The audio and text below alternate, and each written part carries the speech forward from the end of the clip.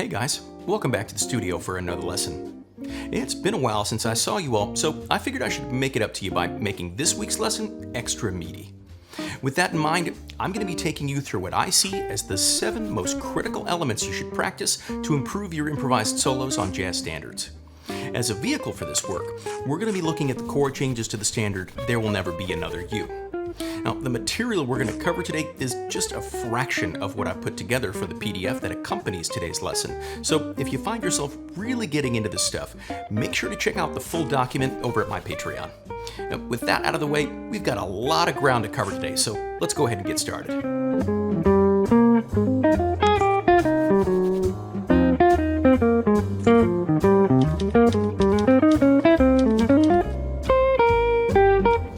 Definitely be expecting that step 1 of my process is going to be crafting a scale outline in the style of Dr. Barry Harris.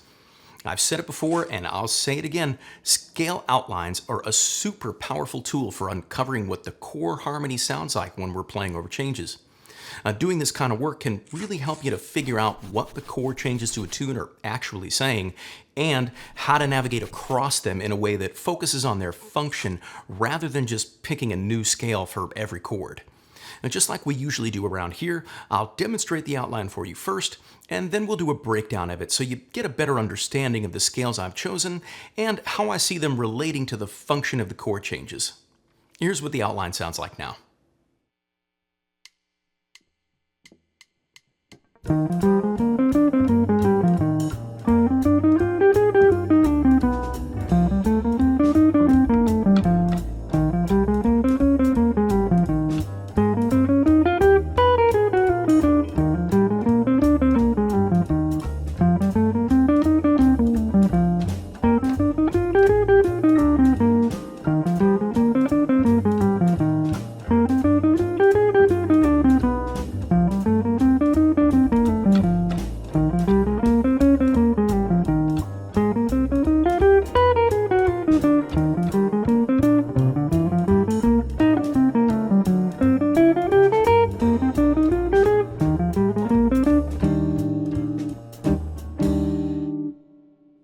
If you've done scale outlines like this with me before, I bet you've already got a decent idea of why I made the choices I did there. Just so we're on the same page though, let's break down how this outline works in depth. Starting out, we'll play E flat major up and down. Remember, we only go to the 7th before coming back down so that the chord tones all land on the beat. Now over D half diminished to G7 flat 9, I'll play B flat 7 up and down to the 3rd of G. Now this works because D half diminished is contained within B flat 7, and then G7 and B flat 7 are both part of the same family of dominant chords. Then over C minor 7 to F7, I'll just play the scale for the dominant, so we'll go with F7 up and down. And B flat minor to E flat gets a similar treatment. We'll just play E flat 7 up and down. Over A flat major, we'll play an A flat major scale up to the 7th. Then, over this F half diminished to B flat 7 change, we'll play D flat 7 down from the 7th to the 3rd of B flat. Now these next 2 changes, E flat major and C minor, are basically the same chord in that they both share a tonic function in this moment, so I'll just play E flat major up and down. Then over F7, we'll play F7 up and down. Now to round out the first half of the tune, we get a 2-5 that takes us back to the tonic, so we'll play B flat 7 up and down. The next 10 bars are exactly the same as they were in the first half, so let's skip ahead to where things start to deviate. Now, this time, our E flat major only lasts for 1 measure, so we'll just run that scale up. Then over G minor to C7, we'll play C7 going up. And this minor 2-5 to the 3 chord gets F7 down to the 3rd of D7. Now then we've got a 2-5 to the 2 chord, over which we'll play C7 going up. And finally, we'll play B flat 7 going up. then E flat major up to finish the tune. Now that we've got a solid outline for how the changes to the tune function and we know what scales we should be familiar with, let's move on to step 2, playing a guide tone line.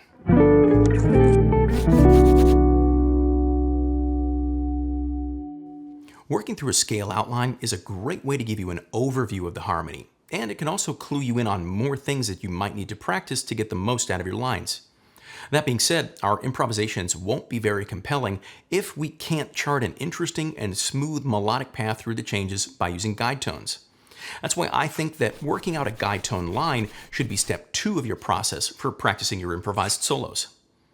Guide tones are how jazz improvisers refer to the chord tones that do the most to affect the quality of any particular chord. Most often, these are going to be the 3rd or the 7th, but if we have a chord like half diminished or even an altered dominant, then we might include the flat 5 or the flat 9 in our guide tone line.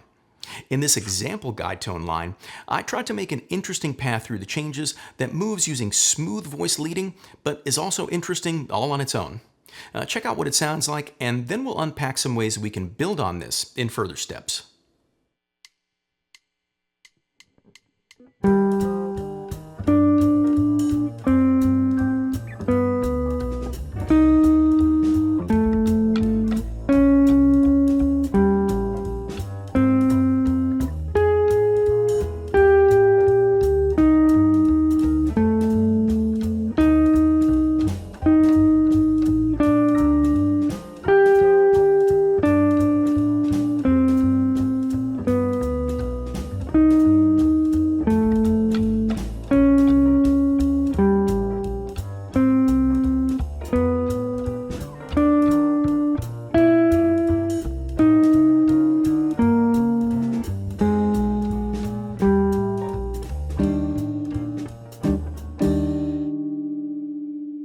Once we have a line like this established, our next step is going to be to embellish it with some simple but powerful melodic ideas. After all, we want to be able to play with space as much as we want to play long, flowing bebop lines. To give you an idea of how we might go about embellishing our guide tone line, I prepared a few examples for you to check out. In this first one, we're going to start out really simple by approaching each note in the guide tone line from a half step below. Here's what that sounds like.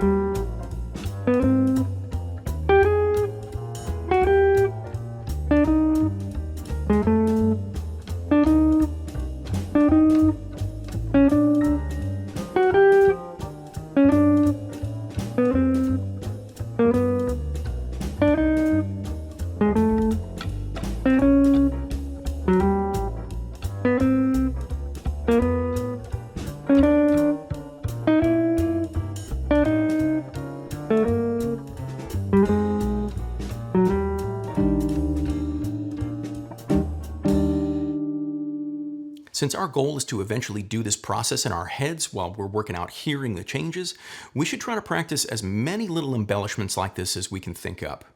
Another really common one that we can use to build on this exercise is to add a scale tone above each note in the guide tone line. Now this time, our exercise is going to see us surrounding each note of the line from a half step below and then one scale tone above. Now, the scale tone that we use is going to be informed by the work we did in crafting the scale outline back in step 1. Here's what it sounds like.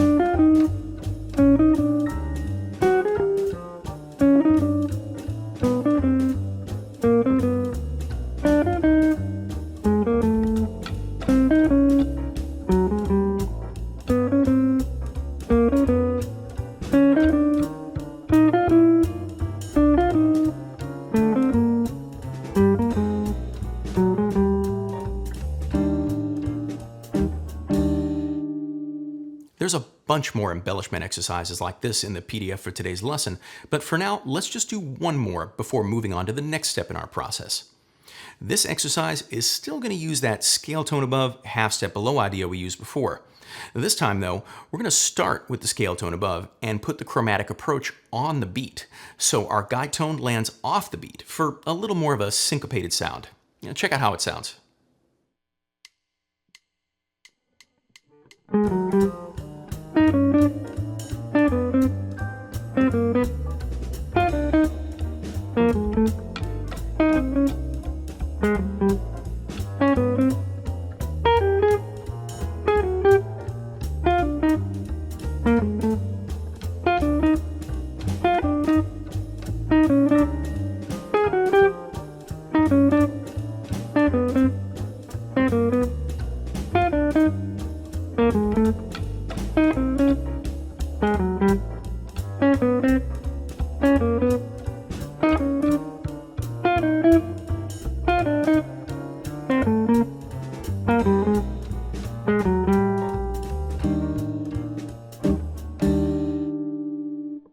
Like I mentioned, this handful of exercises really just scratches the surface of what you can squeeze out of a set of changes if you practice this way. For now, let's move on and check out the next couple of steps in the process.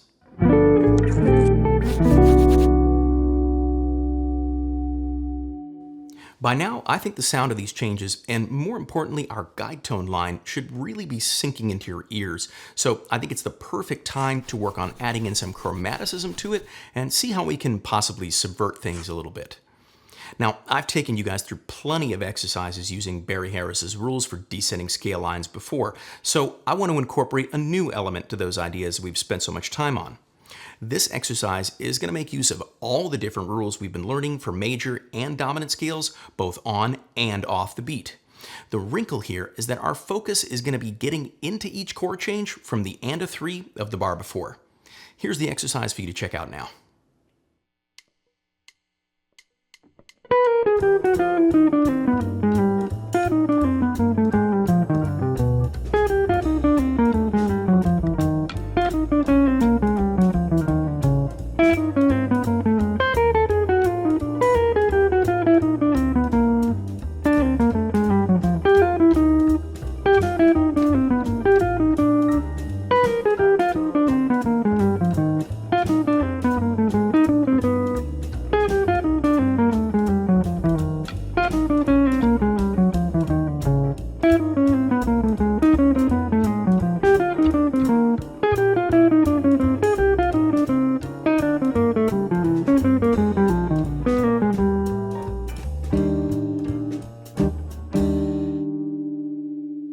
Even though I occasionally chose to keep a scale run moving, I mostly stuck to the same melodic pathway that we set down in the guide tone line. The rule I decided to stick to about getting into each guide tone from the and a 3 before it also made for an interesting challenge, and it made the exercise way more interesting and fun to play. Just like all the other steps in the process, we can spend nearly infinite amounts of time at this stage, but this video is already getting pretty long, so let's keep things rolling and check out what I think is a great next step for working on your improvisations: arpeggio phrases. Simply put, we're going to use the guide tone line as a basis for an exercise that incorporates tertiary arpeggios that come from the scale outline. In this next exercise, we'll take one idea through the changes for the first half of the tune. For each note from the guide tone line, we'll first approach it from a half step below and then either run straight up the chord or do a pivot depending on range and then resolve down. Now check out how that sounds now.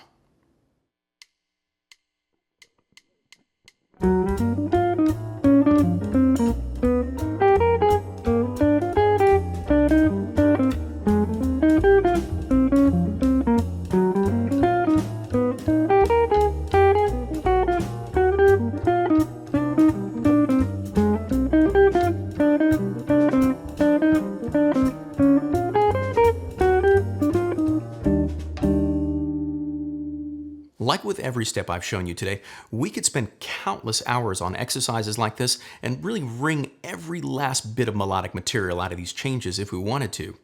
For now though, I think we should move towards wrapping things up with our final two steps. Before we get to that though, I should give a quick shout out to truefire.com for supporting the channel. TrueFire is an online lesson library that's host to literally thousands of courses on a wide range of musical topics from some really amazing artists and educators, including yours truly. If you're interested in improving your comping, make sure to check out my course, Exploring Melodic Jazz Comping, available on TrueFire now.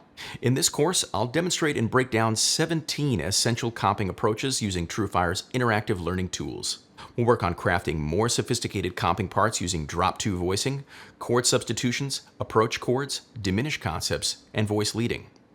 We'll also dive into triadic approaches, partial chords, using scales as chords, and the art of borrowing notes and dominants. You'll learn how these melodic comping approaches can be artistically applied using backing tracks based on the changes to popular jazz standards like Autumn Leaves, There'll Never Be Another You, and All the Things You Are. The link to the course is in the description of this video. Now, let's get back to the lesson and check out our final 2 steps for this process.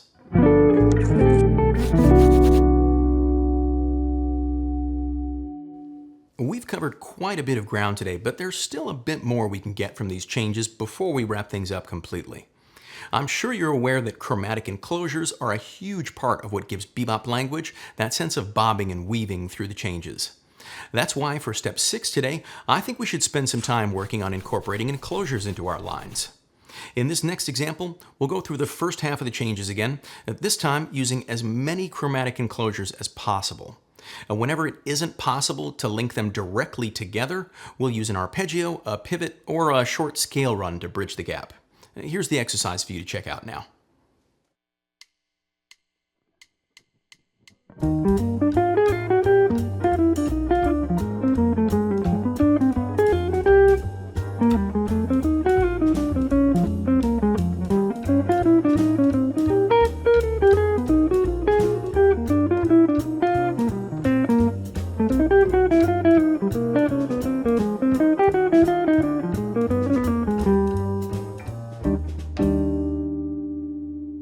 Now, I'm sure you're probably wondering, after all that, what could possibly be left to practice? Now, to be honest, there is a lot that we could get into, but for this process, I think our final step should be synthesizing all this stuff as best we can. In other words, improvise. When you're practicing doing this in real time, I'd recommend going really slowly and staying in time so you can not only practice incorporating all these different elements, but also practice hearing your way through the changes. For our purposes today, though, I've prepared an etude that synthesizes everything we've gone over. Here's what it sounds like.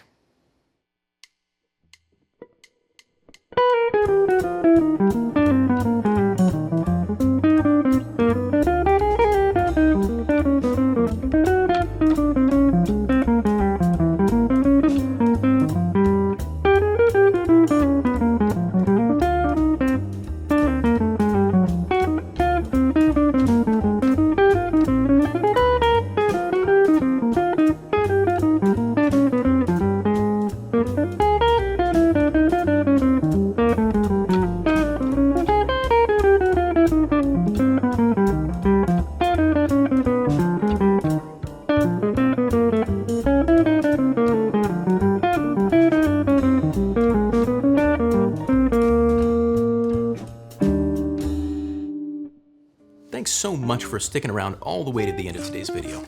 Let me know down in the comments what you guys thought of the lesson. We went over quite a bit of material today, so I think it's extra important to mention that when you're going through each of these steps, you should take your time. Don't worry so much about the end result, but instead try to take things as slowly as possible so you can really internalize these things. If you guys did find today's lesson helpful, make sure you give the video a like, subscribe to the channel if you haven't already, and hit that bell for notifications too. If you want access to the PDF for today's lesson, you can get that along with the whole back catalog for all the videos on the channel for just $10 a month over at my Patreon page. A special thanks goes out to Daniel Alvarenga, Jason Crowley, Randy Weinstein, Ron Askew, Gary Dranow, Andrew McBride, Alma Rainey, Aldo Fonseca, Juan Doming, Alf Collins, and Ron Maestas for being studio fans. I really appreciate the support. An extra special thanks goes out to these studio members for their support as well. Joseph Ng, Ron, Chris Tondra, Rodolfo Pacheco, Chandler Zachary, Anthony DeChico, Nailboy6, Darren Lund, Johnny Stocks, Bertrand Chesney, Andy, Paul Mirren, Martin Vigers, Thomas Clecciafore, S. Bruce 1234, James O'Connor, Mark Eslick, Robert Allaire, Robert Cody, Carol, Vaughn Davis, Louis Maiden, T. Colston, Raymond DeGloro, James Seabury, Bruce Wood, Bill Benfield, Sean Lepore, Zalkai Zoltan, Apollo Strolevert, Justin Fisher, Tyler Kosarik, David Wertman, Zé Soares, Artie Sanchez, Louis Rosen, Stephen Prager, Everton Armstrong, Stephen Schwartz, Max Irwin, David Zuckerbraun, and PH. An extra special shout out to Jazz Luminaire patrons James, Stephen White, and Bill Jacob. Thank you guys all so much for your continued support. I'm David Shore, and thanks again for hanging with me at the studio today. I'll see you guys next time.